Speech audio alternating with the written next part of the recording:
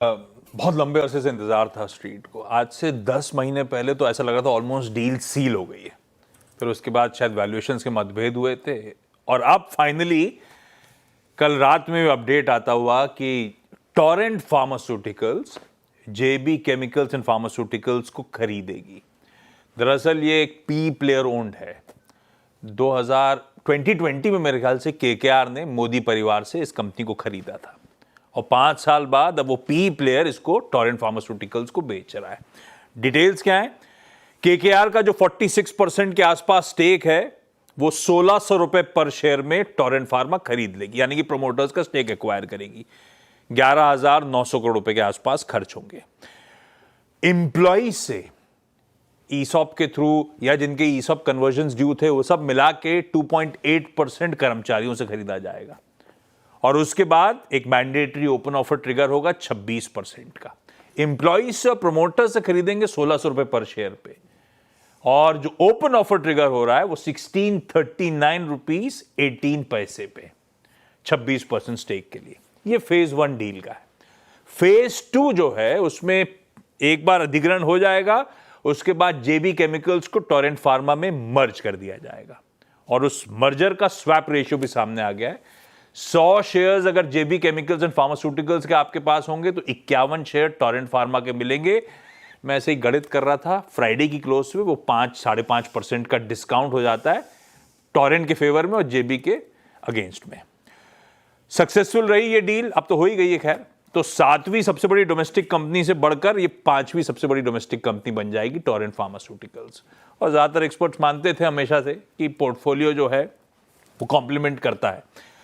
तो ये जेबी chemicals radar पे और साथ साथ जिसने अधिग्रहण करा है टोरेंट फार्मा अपने रडार पे रखिएगा। टोरेंट फार्मा की चार्ट इंपॉर्टेंट, जेबी तो छोड़ दीजिए, अब तो अधिग्रहण हो रहा है, मर्ज होने वाली है, कहानी खत्म है। टोरेंट एसबीआई के थ्रू खबर समझा रहा हूं, लेकिन ध्यान रखिएगा सारे सरकारी बैंक्स लार्जली फोकस में रहेंगे। खबर ऐसी है कि फाइनेंस मिनिस्ट्री ने पब्लिक सेक्टर बैंक्स को कहा है कि अपने इन्वेस्टमेंट जो आप सब्सिडरीज में करके बैठे हैं उनको मोनेटाइज करिए और मोनेटाइज करने का मतलब एक्सचेंजेस पे लाके लिस्ट करिए उनको। तो ऐसी अपडेट कहता है कि शायद 15 ऐसी सब्सिडरीज या जेवीज हैं सरकारी बैंकों के जो एकदम राइप हैं फाइनेंस मिनिस्ट्री की हरी झंडी देने के बाद लिस्टिंग के लिए। उसमें एसबीआई अलग से इसलिए मेंशन कर रहा हूं कि देश का सबसे बड़ा लेंडर था, उसके थ्रू कहानी समझा दी। और इसकी भी ऑलरेडी कुछ आर्म्स लिस्टेड हैं, कुछ ड्यू हैं, जैसे कि एसबीआई का जनरल इंश्योरेंस आर्म, एसबीआई का पेमेंट सर्विसेज आर्म। तो इसीलिए एसबीआई और इनफैक्ट पूरे सरकारी बैंक्स इस डेवलपमेंट के चलते इन फोकस। लंबी कहानी है लेकिन आज सेंटिमेंट पॉजिटिव तो वैसे ही हो गया। एचडीएफसी बैंक इसलिए मेंशन कर रहा हूं कि अपडेट देने का बहाना मिल गया। जो एचडीबी फाइनेंशियल सर्विसेज का आईपीओ बंद हुआ था, जिसके बीच एचडीएफसी बैंक ने अपने रिकॉर्ड छू दिए थे, 2000 का आंकड़ा भी पार कर दिया था जब वो आईपीओ खुला हुआ था। अच्छा सब्सक्रिप्शन मिला है, बड़ा आईपीओ था, 16.7 टाइम्स बढ़ा। क्यूआईबी 55 गुना, एचएनआई 10 टाइम भरता हुआ नजर आया। तो अपडेट तो फाइनल अच्छा आया। Central bank of India, upon Friday सुबह बात कर रहे थे कि बाजार बंद होने के बाद एक प्रेस कॉन्फ्रेंस करने वाले हैं जिसमें सेक्रेटरी साहब भी होंगे।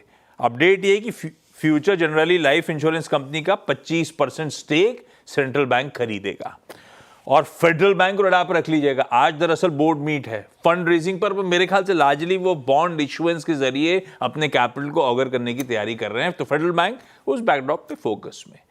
पर एसबीआई खबरें लेकर आ जाता हूं। अच्छा, ये स्टैक वो खबरों का है जहां पे सब ऑर्डर बैक करने की न्यूज है। अब आप देखिए कितने सारे कंपनियों के ऑर्डर्स की खबरें हैं। बीएचईएल ये कह रहे हैं इनको अदानी पावर से एक लेटर ऑफ अवार्ड मिला है 6 थर्मल यूनिट्स के लिए 800 मेगावाट के, 6,500 करोड़ का ऑर्डर साइज, मीनिंगफुल। रखिए इसको रडार पे। कोचीन शिपयार्ड कह रहा है कि उन्हें 2 70T बोलार्ड पुल टग्स के लिए, जहाज के लिए ऑर्डर मिले हैं। मीनिंगफुल साइज है, मतलब 100 से 250 करोड़ की रेंज वाला ऑर्डर है, ऐसा इन्होंने स्पेसिफाई करा है। टीटागढ़ रेल सिस्टम्स कह रहा है कि इनके जॉइंट वेंचर को महाराष्ट्र मेट्रो रेल कॉर्पोरेशन से 430 करोड़ का ऑर्डर मिला है। आईटीडी सीमेंटेशन कह रहा है कि हमें आबू धाबी में एलएनजी प्रोजेक्ट की जेट्टी कंस्ट्रक्शन का काम मिला है। एक मरीन कॉन्ट्रैक्ट है $67.4 मिलियन का, आईसी में, आईएनआर में 580 करोड़ रुपए। हिंद रेक्टिफायर्स भी कह रहा है इंडियन रेलवे से हमको 101 करोड़ का ऑर्डर मिला है। तो ये सारे ऑर्डर बैक करने की खबरें एक साथ रख दी। इसमें बीएच कंपनीज एक साथ रडार पे रखिएगा। 3 पे खबरें आई हैं। आज सुबह सुबह मैं देख रहा था, फ्लैश चल रहा था, आपने भी नोटिस करा होगा, गोदरेज प्रॉपर्टीज का। वो कह रहे हैं पानीपत में, पानीपत तो दिल्ली एनसीआर का इलाका, हरियाणा का 43 एकड़ जमीन एक्वायर कर ली है। 1250 करोड़ रुपए का रेवेन्यू पोटेंशियल वहां पे। प्रेस्टीज एस्टेट्स कह रहे हैं इन्होंने करार कराए, एग्रीमेंट कराए, प्रीमियम रेजिडेंशियल प्रोजेक्ट चेन्नई में, जिसकी ग्रॉस डेवलपमेंट वैल्यू 1600 करोड़ रुपए की होगी। ऐसे ही महिंद्रा लाइफ भी कह रहा है हमने बेंगलुरु में 8 एकड़ जमीन 199 करोड़ में खरीद ली है। सारी रियल एस्टेट कंपनीज एग्रेसिव होती हुई। रखिए इनको। अच्छा, अब अगले स्टैक पे आता हूं, वो है ऑटो एंसिलरीज। ऑटोज नहीं, आज ऑटो एंसिलरीज रडार पे। पहले तो बॉश, बॉश की चार्ट सचिन आप रेडी रखना, आपसे समझता हूं क्यों रडार पे बॉश। क्योंकि वीकेंड पे अपडेट आया, ministry of road transport and highways ने एक ड्राफ्ट रूल्स नोटिफाई करे।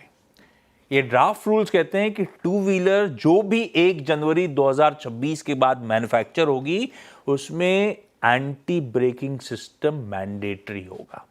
अभी भी है, अभी भी 2 पहिया वाहनों पे है, लेकिन 150 सीसी के ऊपर वाली ही कंपलसरी है। लेकिन अब सब टू व्हीलर्स के लिए ये रूल्स आते हुए, एबीएस यानी एंटी ब्रेकिंग सिस्टम, वो गाड़ी स्किड ना हो, क्रैश ना कर जाए, इसीलिए इस्तेमाल होता है। और बॉश जो है दुनिया भर में और इवन इंडिया में एक प्रोमिनेंट प्लेयर है स्पेस का। बढ़िया कंपनी है फंडामेंटली। तो चार्ट के समीकरण समझ लेंगे सचिन से आगे। दूसरा है सुंदरम फास्टनर्स। फ्राइडे को हुआ था बड़ा लार्ज ट्रेड। उस लार्ज ट्रेड में दरअसल एचडीएफसी म्यूचुअल फंड ने 13,70,000 शेयर्स खरीदे 1000 के भाव पे। 1500-1600 वाला स्टॉक करेक्ट कर रहा था, एचडीएफसी एमएफ ने खरीदारी कर ली। तीसरा एक और है, रेमसन्स इंडस्ट्रीज। इसको लेकर 2 खबरें। सतपुत्र साहब, इसकी चार्ट आप रेडी रखना। दरअसल ब्राजील की कंपनी है ऑसस, AUSUS ऑटोमोटिव सिस्टम्स। उसके साथ एक स्ट्रैटेजिक टेक्निकल लाइसेंस एग्रीमेंट हुआ है, यानी कि ये उस ब्राजीलियन कंपनी को टेक्नोलॉजी ट्रांसफर करेंगे।